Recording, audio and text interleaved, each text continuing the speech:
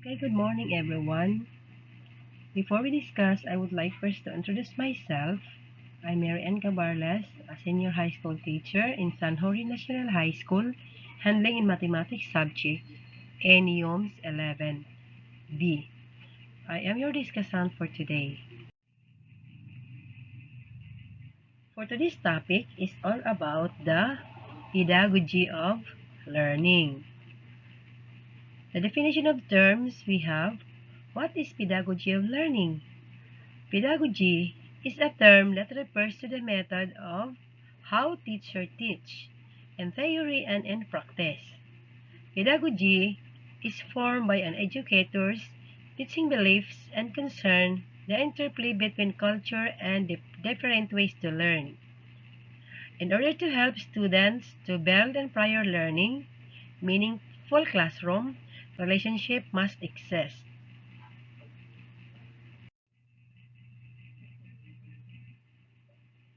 Another meaning of pedagogy, Peda means child, Goji means art and science of teaching. Thus, pedagogy is the art and science of teaching children. Science is the knowledge of theories of learning and instructional strategies for teaching. Art, correctly putting theories into practice and building up teaching experiences. Effective teachers use an array of teaching strategies because there is no single, universal approach that suits all situations. Different strategies used in different combinations with different groupings of students will improve learning outcomes.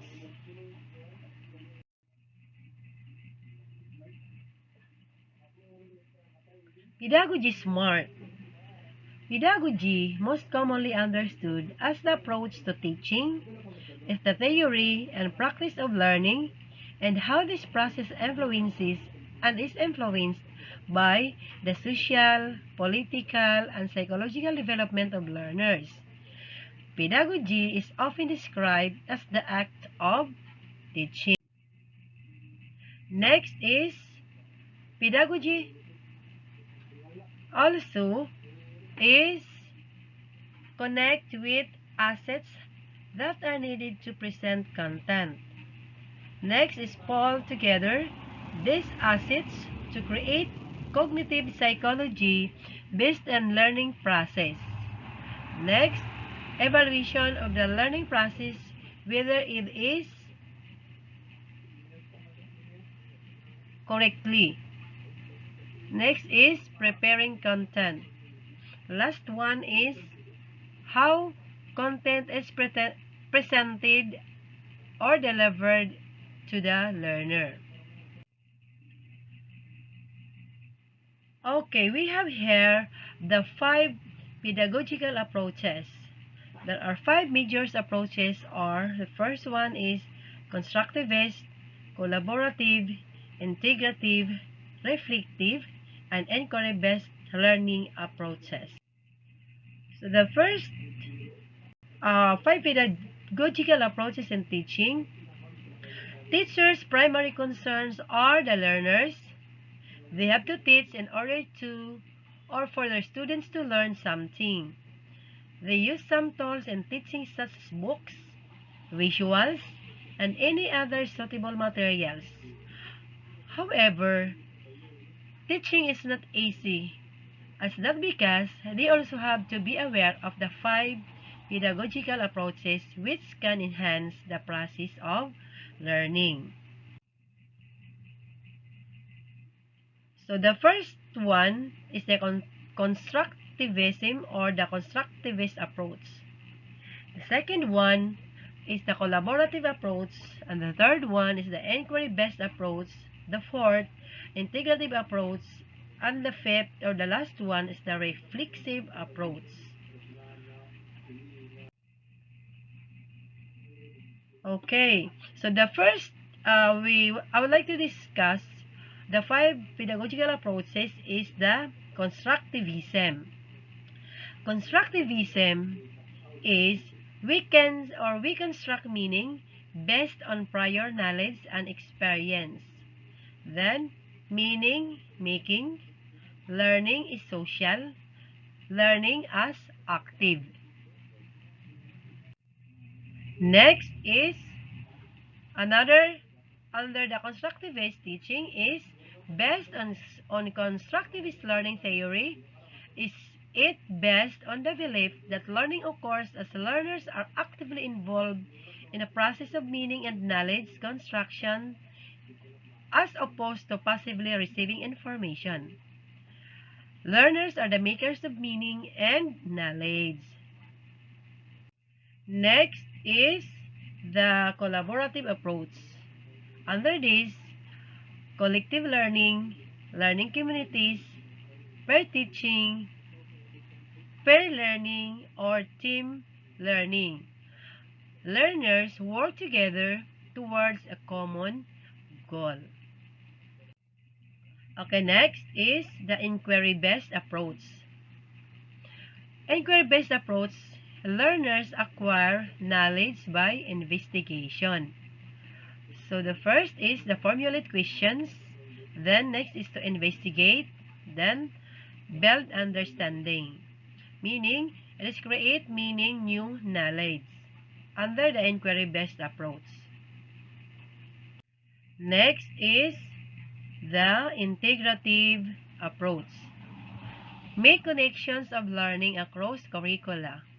Focuses on connections rather than isolated facts. It aims to connect what is learned in school to real-life situation. Thus, it is more on developing problem solving and discussions of issues in the real world. So, the content-based instructions, it is inquiry, thematic teaching, and the generic competency model. So, under the integrative approach. Next is the strategies reflective approach. Strategies reflective approach is effective use of instructional materials that utilize a wide range of electronic media, allowing learners to reflect after the teaching learning process. So the first is the multimedia. Next is why is pedagogy important in education? Why is pedagogy important?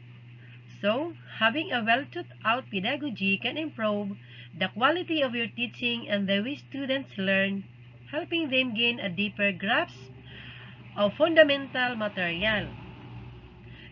Students can leverage their preferred learning styles with a teaching process that supports them and the way they like to learn. Okay. Another is what is good pedagogy in teaching? So, effective pedagogies involve a range of techniques, including whole class and structured group work, guided learning, and individual activity. Effective pedagogies focus on developing higher order thinking and metacognition. So, in addition, students focus on how they learned in addition to what they learned to activate metacognition skills or thinking about thinking and make good use of dialogue and questioning in order to do. Okay, next question is what are the pedagogical skills? Okay, the pedagogical skills thus include the capacity to plan, initiate, lead and develop education and teaching with the departure point in both general and subject-specific knowledge of students' learning. So, pedagogical skills also include the capacity to connect the teaching to research in the subject of interest. Okay, next is what is the best pedagogy in teaching? Okay, one of the most powerful pedagogical examples is where students and teachers produce work and learning together. The teachers become more of a mentor or coach helping students achieve the learning goal. So the students also work together and use each other's skills and expertise to accomplish a set of learning tasks. Pedagogy is the art, again, or science of teaching and educational methods. An example of this of pedagogy is the practice of Howard Gardner's theory of multiple intelligences. Next is, how does pedagogy impact on the learner? Okay, the pedagogy focuses on helping learners acquire the skills necessary to develop their own ideas, as well as question themselves in group members in constructive way. Okay, the teaching approaches of the subject and K-12 curriculum were stated in Section 5 of the Enhanced Basic Education Act of 2013, namely, learner-centered, inclusive, developmentally appropriate, relevant and responsive, research-based, culture-sensitive, contextualized and global, constructivist, and inquiry-based.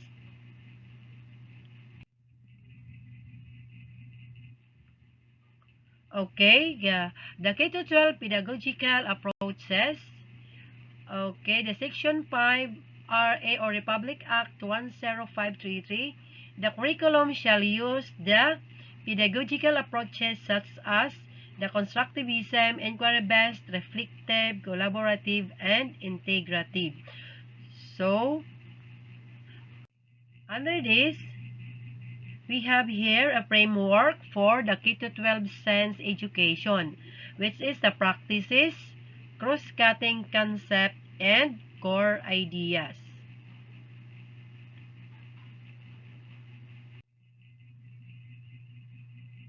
Okay, another is the pedagogy under the K-12 Enhanced Basic Education Curriculum. So, the first is focusing on teaching quality, teachers and leaders learning together. Then the last one is the competencies for chance. Okay, the K-12 Basic Education Curriculum will be enhanced under learner-centered, decongested, seamless, responsive, and rich. So under learner-centered, we have the focuses on the optimum development of the Filipino. So under the decongested, it is allows for of competencies. Next is the curriculum following on expanding spiral progression model. So under the seamless. Responsive is the flexible to local needs. The last one is the integrative, inquiry-based, constructivist under the enrich.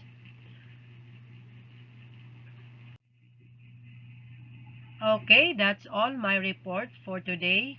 Thank you.